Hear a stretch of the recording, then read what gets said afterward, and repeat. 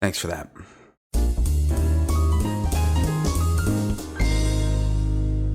What's up, Illuminaires? Welcome back to another Lorcana video here on Inkspot Games. And for those who have been on the internet lately, whether it be Facebook or Twitter or whatever, you may have noticed that a lot of spoilers for the Rise of the Floodborn have been released these last several weeks, and they continue to be released as time goes on.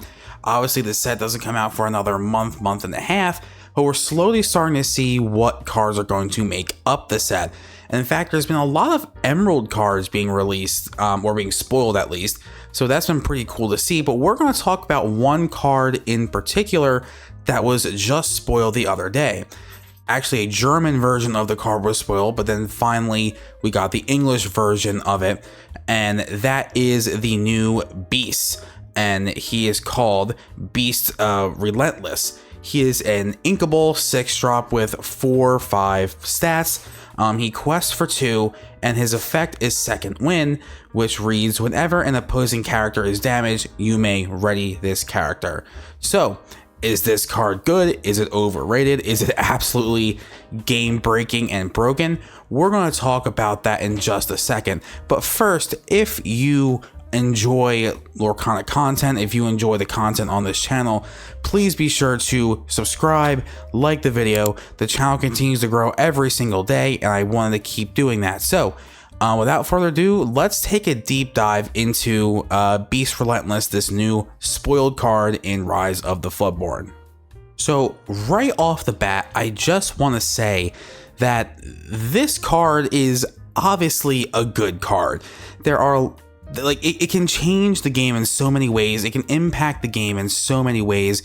When you read the card, its stats, the fact that it's inkable, the fact that it costs 6, which isn't that steep. This card is just obviously a very, very good card and can be game winning when it resolves effects and all that good stuff. So like the first kind of combination I can think of with this card is putting it with Steel, because Steel has a lot of cards that does damage to an opponent's character, which is exactly what this card wants to do. If you look at the card carefully, it's very just like damage generically. Like, it doesn't read like if a character is damaged by challenge or by an effect, or like it doesn't say ready this character but it can't quest. It's just any kind of damage, and you can ready him, you can deal more damage to ready him again, or you can keep questing, or after he quests you can deal damage with another card to ready him again, to quest him again. So like, this card does a lot, and this card can be very difficult to deal with, and this card can just blow the game wide open and give you so much advantage in terms of lore. Plus, he has pretty strong stats, which means that he can remove a lot of smaller characters. And oh, by the way, when he challenges and damages them, he can just ready back up again and either quest or challenge again. This card is very, very good. This card, I think, under the right circumstances, it can win games. It's as simple as that. It can win games. All right, but this card does raise some concerns for me. And do we think that this card is kind of generically broken, at least in Emerald? Because when you think of the other 6-drop cards, you have cards like Genie or John Silver or Mother Gothel. I do think that this card is better than Mother Gothel, by the way. While this card has a lot going for it, I do think that there are some cons to it, that maybe it's not this sort of generically broken card that some people might think it is. And the first thing is that it doesn't have any sort of onboard effects where when you play it, it does something immediately. It doesn't impact the game immediately. When you look at cards like John Silver and Genie, the second they hit the board, they're making some kind of impact to the game. Obviously, Genie with its bounce effect, and John Silver forcing one of your opponent's characters to have Reckless. They are making an impact right away, where Beast is not. You have to wait for your opponent to do something on their turn. Then on your next turn, assuming that Beast is still on your board, he'll start making an impact. So I do think that's con number one. Con number two, this card is a removal magnet. It's a very similar debate to Bell versus Cusco. When you play Beast, not only is he not having an immediate impact on summon, but any kind of removal will work against him. And there are a million ways to do it. There's Dragonfire, Hades, Let It Go, another Genie, perhaps. There's like a bunch of different ways that this card can be taken off the board before it even does anything. Going back to the other 6 drops, that is also kind of the same thing, but Genie at least has evasive, which is some sort of protection, and John Silver, like we said in the last point, is making an impact immediately on the board the second he's played. If we want to compare this to the Bell versus Cusco debate, it's the same thing. Cusco has Ward, who means he's kind of protected against most action cards that, or at least he's protected against all chosen action cards, where Bell is not. Bell can hit the board and can be dragon fired immediately.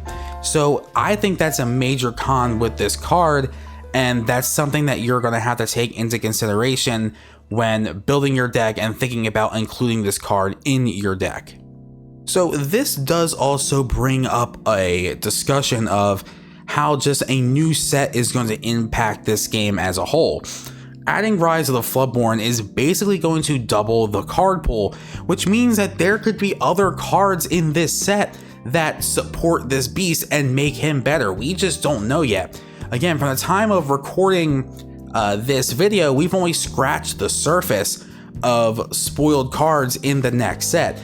So, you know, maybe a couple months from now, we can look back on this video and think, man, I was really wrong about that. But even if that's not the case, there could be certain situations where, yeah, this card is kind of game breaking and meta defining.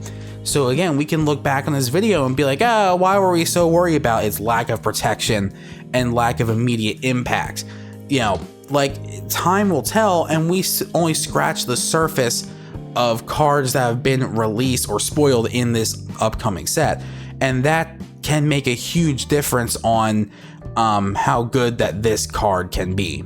Obviously, when the next set is released, we're going to have to rethink how we build decks. So like, there could be a certain deck that just works really well with this card and is worth playing this over other things. Time will tell, but I think, and don't get me wrong, even with all those cons, I think that this is a good card. This card reads really good, and this card can really make a huge impact on the game as a whole in the right circumstances. I do think that the board state needs to be in a certain spot in order to get the most value out of this card. Because again, in Lorcana, value and card advantage is everything. So those are just my sort of, thoughts on this new Beast card.